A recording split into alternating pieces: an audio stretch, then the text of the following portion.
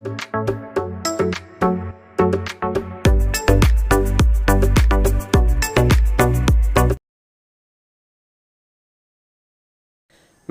ഏവർക്കും study Nifty മലയാളത്തിന്റെ daily market ന്യൂസിലേക്ക് സ്വാഗതം. ഇന്ന് ജനുവരി 6 ചൊവ്വാഴ്ചയാണ്. ഇന്നലത്തെ ഇന്ത്യൻ വിപണികളിൽ നിന്ന് ആരംഭിക്കാം. ഇന്നലെ തുടക്കത്തിൽ നല്ല നേട്ടത്തിലായിരുന്ന ഇന്ത്യൻ വിപണികൾ പിന്നീട് ഇടിഞ്ഞാണ് ക്ലോസ് ചെയ്യുന്നത്. അതായത് പുതിയ ഓൾ ടൈം ഹൈ ടച്ച് ചെയ്തപ്പോഴും ഹയർ ലെവലിൽ ഒരു സെല്ലിംഗ് പ്രഷർ കാണിക്കുന്നു എന്ന് തന്നെയാണ് ഇന്നലെയും നമുക്ക് കാണാൻ കഴിഞ്ഞത്. ഇനി ഇന്നത്തെ ഏറ്റവും ടോപ്പായിട്ടുള്ള കുറച്ച് ഹൈലൈറ്റ് ആയിട്ടുള്ള വാർത്തകളിലേക്ക് നമുക്ക് വരാം. നമ്മുടെ വീഡിയോ ആരെങ്കിലും ലൈക്ക് ചെയ്യാൻ മറന്നു പോയിട്ടുണ്ടെങ്കിൽ ദയവ് ചെയ്ത് വീഡിയോ ഒന്ന് ലൈക്ക് ചെയ്യുക. ചാനൽ സബ്സ്ക്രൈബ് ചെയ്യാത്തവർ ഇപ്പോൾ തന്നെ ചാനൽ ഒന്ന് സബ്സ്ക്രൈബ് ചെയ്യുക. ഇന്നത്തെ പ്രധാനപ്പെട്ട കുറച്ച് വാർത്തകളിലേക്കാണ്. US പ്രസിഡന്റ് ഡൊണാൾഡ് ട്രംപ് ഇപ്പോൾ പറഞ്ഞിരിക്കുന്നത് US ഇന്ത്യക്ക് മേൽ ചുമത്തിയിരിക്കുന്ന താരിഫ് ഇനി വളരെ വേഗത്തിൽ തന്നെ ഉയർത്താനുള്ള ഒരു സാധ്യത കാണുന്നു എന്ന് തന്നെയാണ്. കയറ്റുമതി അപകട സാധ്യത കാണുന്നു. മെയ് മുതൽ ഇതിനകം 50% അധിക US താരിഫ് ബാധിച്ച ഇന്ത്യൻ കയറ്റുമതിയിൽ ഇത് സമ്മർദ്ദം വർദ്ധിപ്പിക്കുന്നു. കൂടാതെ ഫോറക്സ് വിപണിയിലും ഇത് സമ്മർദ്ദം ഉണ്ടാക്കുക തന്നെ ചെയ്യും. ഇത്തരത്തിൽ ഇന്ത്യക്ക് മേൽ ഇനിയും താരിഫ് ഉയർത്താനുള്ള കാരണം എന്താണെന്ന് വെച്ചാൽ ഇന്ത്യ ഇപ്പോഴും റഷ്യയുമായി വ്യാപാരം നടത്തുന്നു എന്ന് തന്നെയാണ് ട്രംപ് പറയുന്നത്. റഷ്യയുമായുള്ള തുടർച്ചയായ വ്യാപാരം ഇന്ത്യക്ക് മേലുള്ള US താരിഫ് വർദ്ധിപ്പിക്കുന്നതിന് കാരണമാകും എന്ന് തന്നെയാണ് ട്രംപ് മുന്നറിയിപ്പ് നൽകുന്നത്. ഇന്ത്യയുടെ അസംസ്കൃത എണ്ണയുടെ പ്രധാനപ്പെട്ട വിതരണക്കാരായി റഷ്യ തന്നെയാണ് തുടരുന്നത്.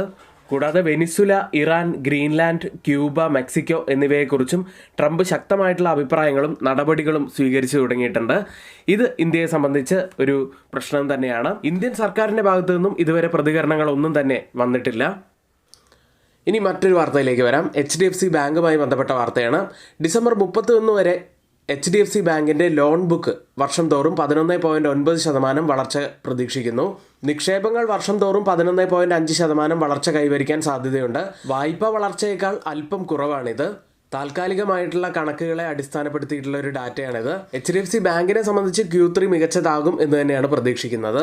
മറ്റൊരു വാർത്തയിലേക്ക്. വളം ഉപഭോഗം വർദ്ധിച്ചുകൊണ്ടിരിക്കുന്നു, പക്ഷേ ഉൽപ്പാദനം കുറഞ്ഞു. ഇനി 2025-26 ഏപ്രിൽ മുതൽ നവംബർ വരെയുള്ള കാലയളവിൽ യൂറിയയും DAPയുടെയും ആഭ്യന്തര ഉൽപ്പാദനം കുറഞ്ഞിരിക്കുന്നു. യൂറിയ ഇറക്കുമതിയിൽ കുതിച്ചുചാട്ടം ഉണ്ടായിട്ടുണ്ട്. ഇതേ കാലയളവിൽ യൂറിയ ഇറക്കുമതി 120% വാർഷിക വർധനയാണ് രേഖപ്പെടുത്തിയത്. DAP ഇറക്കുമതിയിൽ കുതിച്ചുചാട്ടമാണ് ഉണ്ടായത്. ഇറക്കുമതിയിൽ 54% വാർഷിക വർധന ഉണ്ടായിരിക്കുന്നു. 2026 സാമ്പത്തിക വർഷത്തിലെ ആദ്യത്തെ 8 മാസങ്ങളിൽ NPK വളം ഇറക്കുമതിയിൽ 98.7% കുത്തനെയുള്ള വർധനമാണ് ഉണ്ടായിരിക്കുന്നത്. ഏതായാലും ഈ ഒരു വാർത്ത മിക്സഡ് ആയിട്ടുള്ള ഒരു ഇമ്പാക്റ്റ് ആണ് ഫെർട്ടിലൈസർ സ്റ്റോക്കുകളിൽ ഉണ്ടാക്കാനുള്ള സാധ്യതയുള്ളത്. പ്രത്യേകിച്ചും ഇമ്പോർട്ട് വർദ്ധിക്കുമ്പോൾ സബ്സിഡി ബേർഡൻ ആ സ്റ്റോക്കുകളിൽ വരുന്നുണ്ട്. പോസിറ്റീവായിട്ടുള്ള ആസ്പെക്ട്സ്, സ്ട്രോങ് ഡിമാൻഡൊക്കെ തന്നെ ആണെങ്കിലും മിക്സഡ് ആയിട്ടുള്ള ഒരു ഇമ്പാക്റ്റ് തന്നെയാണ് സ്റ്റോക്കിന് ഉണ്ടാവാൻ സാധ്യതയുള്ളത്. മ്യൂച്വൽ ഫണ്ടുകളിൽ ഇൻവെസ്റ്റ് ചെയ്യാൻ താല്പര്യമുണ്ടോ? ചിട്ടികളിലോ ബാങ്ക് നിക്ഷേപങ്ങളിലോ പണം ഇടുന്നതിനേക്കാൾ മികച്ച ഒരു ഇൻവെസ്റ്റ്മെന്റ് ഓപ്ഷനാണ് മ്യൂച്വൽ ഫണ്ടുകൾ നിങ്ങൾക്ക് നൽകുന്നത്. ദീർഘകാല സമ്പത്ത് സൃഷ്ടിക്കാൻ മ്യൂച്വൽ ഫണ്ടുകൾ മികച്ച ഒരു മാർഗമാണ്. അത് SIP വഴിയും മ്യൂച്വൽ ഫണ്ടിൽ ഇൻവെസ്റ്റ്മെന്റായും ഒക്കെ ചെയ്യാവുന്നതാണ്. മ്യൂച്വൽ ഫണ്ട് നിക്ഷേപം ആരംഭിക്കാൻ NISM സർട്ടിഫൈഡ് ARN ലൈസൻസ് ഉള്ളതുമായ ഒരു മ്യൂച്വൽ ഫണ്ട് ഡിസ്ട്രിബ്യൂട്ടറുടെ സഹായം ഇനി നിങ്ങൾക്ക് ലഭ്യമാണ്. കൂടുതൽ വിവരങ്ങൾക്കും നിക്ഷേപം ആരംഭിക്കാനും സ്ക്രീനിൽ കൊടുത്തിരിക്കുന്ന വാട്സപ്പ് നമ്പറിൽ ഒന്ന് ബന്ധപ്പെടുക. ഇനി തിരികെ നമുക്ക് ആഗോള വിപണികൾ നോക്കാം. ആദ്യം US മാർക്കറ്റുകൾ.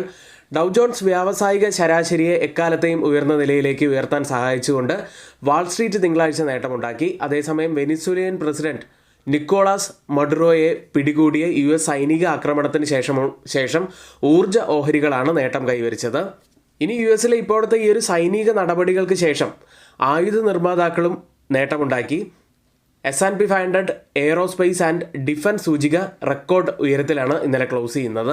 US ലിസ്റ്റ് ചെയ്ത ഇന്ത്യൻ കമ്പനികളുടെ പ്രകടനം നോക്കാം. ആദ്യം ബാങ്കിങ് സൈഡിൽ HDFC ബാങ്ക് ഇന്നലെ 6% മുകളിൽ നഷ്ടത്തിലാണ് ക്ലോസ് ചെയ്യുന്നത്. പിന്നീട് ICICI ബാങ്ക് 0.33% ഉയർന്നു. ഇൻഫോസിസ് 2.5% ഇടിഞ്ഞപ്പോൾ വിപ്രോ 2% ഇടിഞ്ഞാണ് ക്ലോസ് ചെയ്യുന്നത്. ഡോക്ടർ റെഡ്ഡി ലബോറട്ടറീസ് 0.3% ഇടിഞ്ഞു.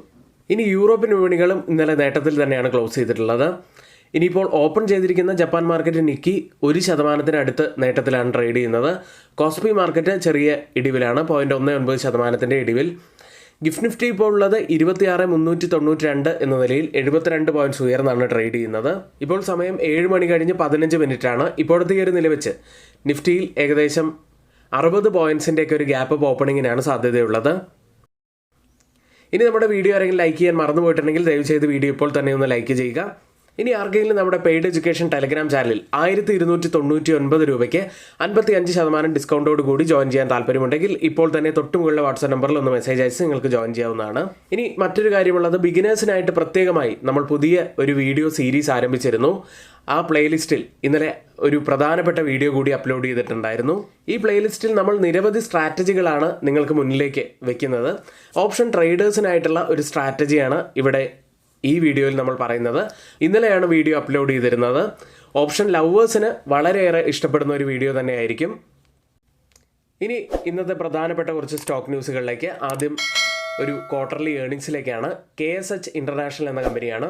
പ്രോഫിറ്റിൽ 129% വർധനമാണ് വന്നിരിക്കുന്നത്. 29.6 കോടി രൂപയിലാണ് പ്രോഫിറ്റ് ഉള്ളത്. റവന്യൂവിലും വലിയ വർധനവ് തന്നെയാണ്. 50.7% വർധനവ്. 712.1 കോടി രൂപയിലാണ് റവന്യൂ ഉള്ളത്. ഇനി ചില ക്വാർട്ടർലി അപ്ഡേറ്റുകളിലേക്കാണ്. ആദ്യം കൊടാക് മഹീന്ദ്ര ബാങ്ക് നെറ്റ് അഡ്വാൻസിൽ 16% വർധനവാണ് ഇപ്പോൾ ഇയർ ഓൺ ഇയറിൽ രേഖപ്പെടുത്തിയിരിക്കുന്നത്. നെറ്റ് അഡ്വാൻസിൽ ആവറേജ് ഇൻക്രീസിൽ 16.2% വർധനവ് വന്നിരിക്കുന്നു. ടോട്ടൽ ഡെപ്പോസിറ്റ്സ് 14.6% വർദ്ധിച്ചു. ടോട്ടൽ ഡെപ്പോസിറ്റ് ആവറേജ് 14.7% വർധനവും കാസയിൽ 11.9% വർധനവുമാണ് വന്നിരിക്കുന്നത്.